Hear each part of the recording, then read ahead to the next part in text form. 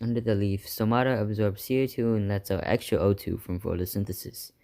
Inside the leaf, chloroplasts take the CO2 absorbed from the stomata and H2O from the roots and convert it into glucose using sunlight. This process is called photosynthesis.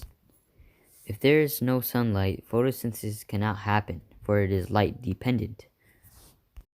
Photosynthesis removes hydrogen from H2O and carbon from CO2 to make glucose, C6H12O6. The plant gets its water using the roots. Water gets transported throughout the plant using xylem. Xylem are long tubes that transport water in one direction. Glucose, the plant's food, gets transported in phloem, long narrow tubes that can go both directions to get all the parts of the plant. The plant cells can take glucose and turn it into energy. This process is called cellular respiration. Cellular respiration can create two different energies, ATP and NADPH. The cytoplasm of the plant cell can make NADPH without the use of oxygen. Mitochondria of the plant cell turns glucose and oxygen into ATP.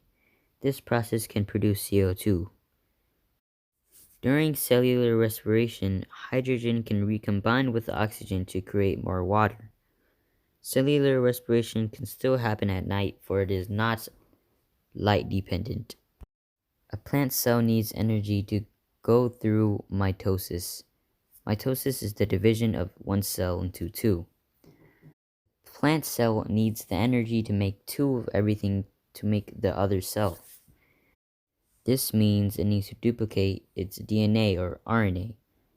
The DNA or RNA are the instructions for the cell. The backbone of a DNA or RNA is phosphate. Phosphate holds the components together. DNA or RNA are nucleic acids. They are held in the nucleus of the cell. After the plant's duplication process, a cell wall appears in the middle of the cell. The cell walls are made up of cellulose, which is 6 carbon, 10 hydrogen, and 5 oxygen. Mitosis can happen in the leaves, trunks, or roots of the plant. Cellulose is made from glucose. It can be used for growth of new cells and act as the cell wall of the cell. Starch is also made from glucose. Starch is a stored energy found in fruits and seeds of the plant. Plants need proteins to grow, and nitrogen is in almost every protein. Nitrogen is needed for the plant to grow. Potassium triggers ATP, an energy used for plant growth.